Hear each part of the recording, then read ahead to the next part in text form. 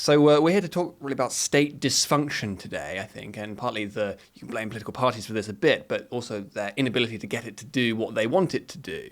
And so obviously you've seen that a lot up close in your role as a senior advisor. So, tell us a bit about that. And in particular, what are some experiences that people would be quite surprised to hear? Yeah, great. Thanks so much. I think it's a really important conversation that we have, not least because some of the political parties who are in opposition at the moment need to be thinking very, very hard about this. Hopefully they are, and not just thinking, but then planning for what they would do. I've got some very strong ideas for what I would do if I were made Lord Protector just for the day. But the situation on the ground as it is now is when Keir Starmer took office in July of 2024, how many people changed jobs inside government? 200 or so. Those were the 100 ministers, so Tory MPs who were also ministers running government departments, they were out, and 100 or so of their special advisors. That's the kind of role that I did. It's the kind of role people will probably most well known. Dominic Cummings is the kind of chief spad, which is a kind of bad example in some ways because as the chief of staff inside Number 10, he had a little bit more actual power. But most special advisors have absolutely no authority, no power, no executive power, I should say, imperium if you were in Rome, to do anything at all. You cannot boss around a civil servant. You cannot tell them to do anything. You cannot do any of that. You can commission bits of work to be done, and then you can sort of sit on the shoulder of your boss like a sort of Grima worm tongue and say, listen, boss, please don't do that. Like, I've read all the papers. They're lying to you again. Please do it this way around instead. This is what the people elected you to do, not this thing they want you and all your predecessors to do. That's the only power they've got. There were a couple of rare examples where Alistair Campbell and I think Jonathan Poland and Tony Blair had some executive power, and that required an order laid in council, which is a very rare thing. It's a bit like the American executive orders that President Trump has been using to govern by for a while, and his predecessors too. So just to get that into context again, 200 people, the only people across the whole of government who actually changed jobs. Compare that again to that American system where many, many, many thousands of people come in and out, and they have actual authority. Being political figures, they obviously also have skin in the game, right? They will sink or swim based on what they do. And America complains about its blob, but for us, the whole system is the blob, if you want to use that phrase, minus those 200 political appointments. And from that, you get the pool of members of parliament. And so, at best, it's like 350 or so, maybe 400 for Starmer right now to choose from to fill 100 ministerial slots. And then the 100 other people who are willing to work very long hours, have no job security and no actual authority, no literal authority. They might have, again, the Roman auctoritas to do this, but no ability to actually command a civil servant around. And that's it. And that is the entirety with which the political party that wins a general election is supposed to then go and govern the country. I just think this is completely mad. And this has been borne out by the experiences that I had. So I was a special advisor in 5 different roles, first to the leader of the House of Lords, through the Theresa May days and the Boris Johnson days, stayed on there, through the leadership contests and the general elections and the start of COVID and things like that. I left back into the private sector for a bit and came back into the Department for Education under a guy called Nadeem Zahawi, and then went with him through the Treasury and the Cabinet Office and the Tory Party Central Office, where you're sort of half a party official and half a Cabinet Office bad again there in short order. And so I've seen quite a lot of how the sausage is made. And I'm here to say that all of Dominic Cummings' criticisms of the blob, of the machine, all the rest of it, is completely right. And if anything, he's perhaps a bit soft. Now, this is a real, I think, constitutional problem. I think it's a philosophical problem that we've got. That power is not being wielded by those who have a democratic legitimacy to wield it. And it's why when one party leaves and another party comes in, nothing really actually changes. We've had that sense so much with the Labour Party coming in, right? Nothing seems to get better. And it's because, unlike in that American system, almost everybody is still the same, whether it's people who are trying to stop Rwanda, make Rwanda happen and now stopping Rwanda, whether it's on the economy, taxes going down, taxes coming up, although, of course, actually, I suppose taxes are only ever going up. It's the same people doing it. And the last thing I'll say on it is that they're the same people in all the way through, whether it's the civil service or the quangos or the regulators and all this stuff where power has been frittered out, same kinds of people, often the same people themselves, because you don't ever actually leave a civil service job. You can only get paid more if you leave a civil service job into a different role. And that could be something completely different. It could be sewage one day, it could be foreign policy the next, it could be defense procurement after that. So you don't actually have a corpus of decent knowledge built up of expertise. And these are the same people, they never go into the private sector. They never go into any other walk of life. They just keep going up the cursus honorum. They keep going up the rungs.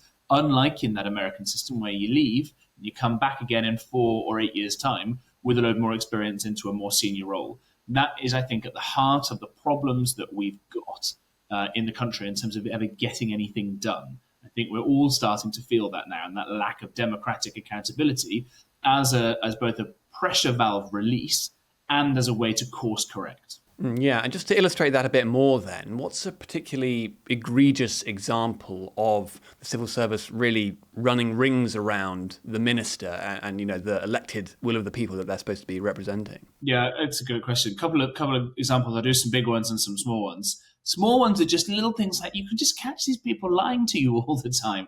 The one time I really, really lost it and went kind of slightly thick of it style, I made sure that it was to a civil servant who was also called James and who was a little bit posh.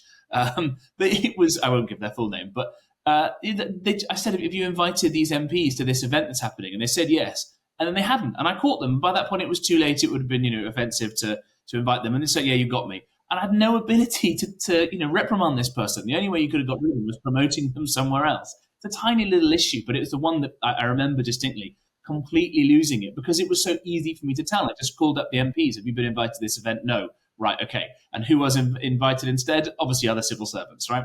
They're little bits like that. Something much bigger. When we were in the Treasury, like every other Chancellor before, the Chancellor was invited to get rid of the winter fuel payments. Now, I can see the economic reason for this, absolutely. The fact that it seems like a bit of a bung to older people, the fact that it's not means tested, the fact that there is a separate means tested hardship fund for older people who can't pay for winter fuel. See, all perfectly logical. But politically, it's obviously a toxic thing, as Labour are discovering. And this was shelved by us as it was shelved by every other Chancellor before and since. Until Labour come along, they're so bereft of ideas themselves that they turn to the civil service and they get offered up on a plate straight away this idea that the Treasury has always wanted to do and that is obviously, again, politically toxic.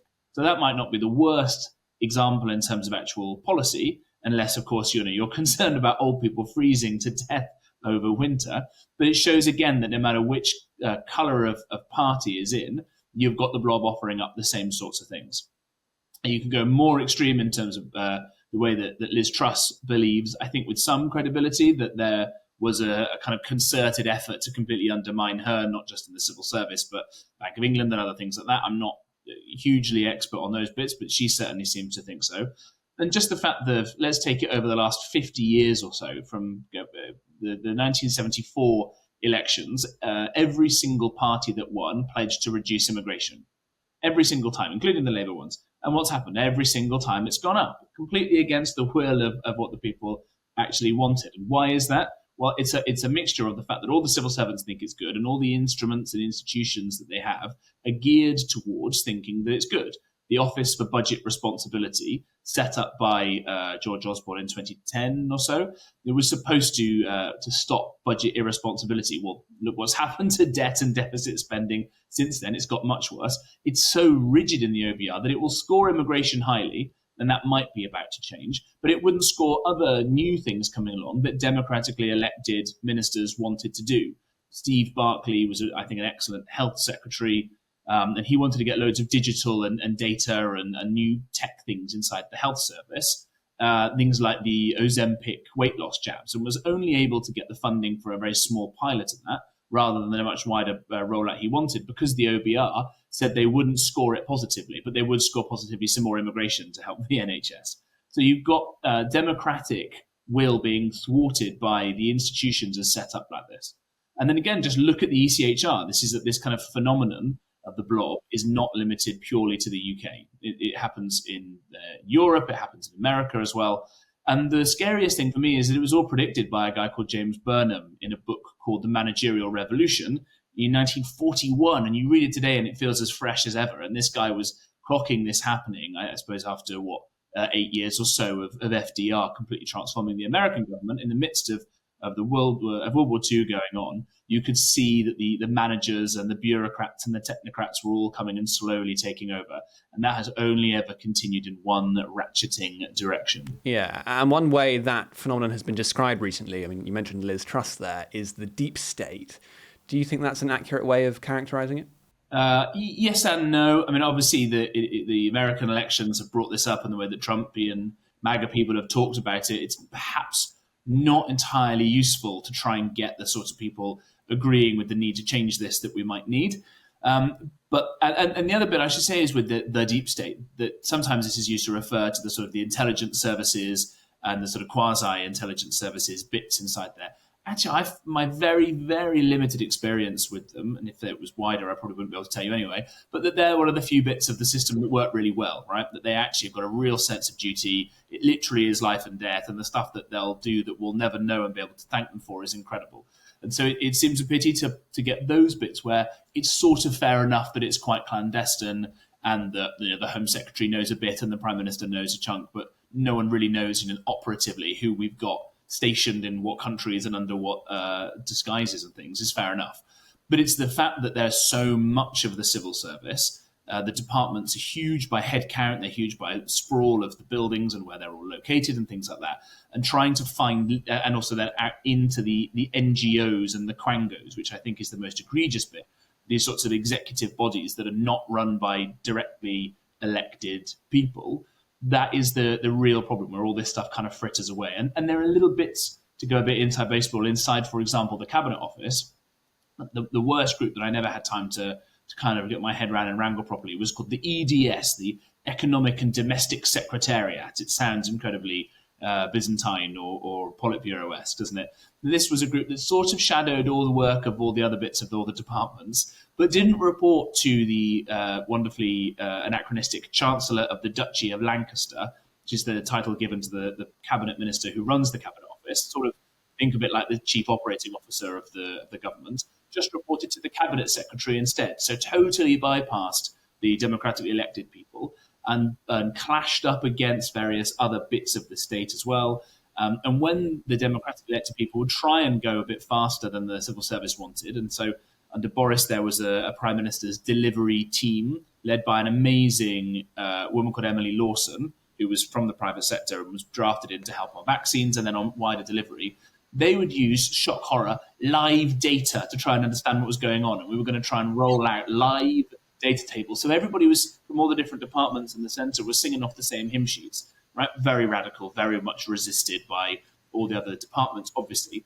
But this EDS people would come along and they'd take screenshots of the live data. And then a few weeks later, that would be copy and pasted into a PowerPoint presentation that would then be used to inform the people who were actually making decisions, the junior officials, by which time it was all obviously completely out of date. Right? It was completely ludicrous. And this is because these people had never even done an entry graduate course at a Deloitte or a McKinsey or something, right? So this is the kind of problem. And I never had any ability, operational authority to go and try and look at any of this kind of stuff properly. And there are how many people in the Cabinet Office? 10,000 up against a couple of special advisors and a couple of ministers. So it's just impossible to get to grips with this if you don't have a plan going into government in the first place, which is why I think it's so important that the Conservative Party with its scars on its backs on this, or the Reform Party, who at least haven't got the kind of negative baggage with them, are working on changing a lot of this from day one. And I mean, so you say that that's very important. They need to have a plan going in. What should be the key planks of that plan? I think you've got to have basically legislation on a whole host of things drafted and ready to be implemented on day one. I think you've got to probably, I'm afraid, fire a load of senior civil servants because they will just otherwise resist to have a kind of loss aversion, which is understandable on a human level. But was the old joke about science that it advances one funeral at a time? There's going to be, I'm afraid, a bit of, not obviously not literally in this case, but these people need to be moved. And Truss, again, they got rid of the permanent secretary from the Treasury, but left all of his lieutenants and everybody else in charge. And all you did was make them angry. The old, the start of chapter 3 in The Prince, Machiavelli says, if you're going to go for a snake, you make sure you kill it. right? Or leave it alone. Because if you wound it, that thing is going to come back for you. And that's exactly what happened to Kwarteng and to Truss. So what you need to do, I think, is to have a whole repeal of various bits of legislation that give this power away, fritter these powers away. You need to have somebody in the Treasury who is willing to stop the checks to all these various quangos, to abolish all of them on day one, and to have whatever legislative vehicles are required to get the power and responsibilities from all these quangos, I think almost all of them, in fact, back under ministerial decree. And for the regulators, I would have a deal with the Speaker in the House of Commons and the Lord Speaker in the House of Lords to have there be committees either not just over the departments themselves, but perhaps instead or as well as the various regulators. And so Parliament would be scrutinising the work of those regulators much, much more closely. I think you also need to have probably all the senior civil servants. So you have the way it works, you've got the kind of permanent secretary tier here. You've got the directors general there, and then directors, deputy directors, and then it goes weirdly grade 6, that's what they're called, grade 7, and then more junior roles below that. I think at least all the directors general need to be politically appointed, and you need a lot more special advisors in there as well to help do some of that advice and policy formation. So I think those are the kind of first day one things you would need to do. And you also just need members of parliament to be elected for whom it won't be the best job they ever do, so they're not desperate to cling onto it, and who are high quality people who are used to running things or scrutinising things in other walks of life. And we've also had a problem with that. And this is what civil servants will say to you, is that, look, we've had crap ministers for so long in so many areas that we've had to step up and do it because you're all so bad. And there is also some truth in that. So there's a bit of a chicken and egg problem. But I think that if you put power back in the hands of ministers properly, you will attract higher quality people who will not be so frustrated compared to the way they can act with swiftness in their private sector lives. You'll get quality people coming in, or at the very least, you will see people being found out very quickly. And you know, a small example of this, give credit, Wes Streeting, the Labour Health Secretary, abolishing NHS England. No one can tell you what on earth that does. And yeah, you know what? He might not have it to hide behind anymore. But frankly, NHS England weren't doing their fair share of taking blame for things anyway. And the public don't care. They just see, right, you're health secretary, you're in charge of the NHS. Why is everything so rubbish? So it's high risk for Streeting, but at least he will now have a lot more of those metaphorical levers to pull and will be able to sink or swim based on his own ideas, his own exertions, and his own ability to actually get things done at an operational level. We should see that spread right across the system.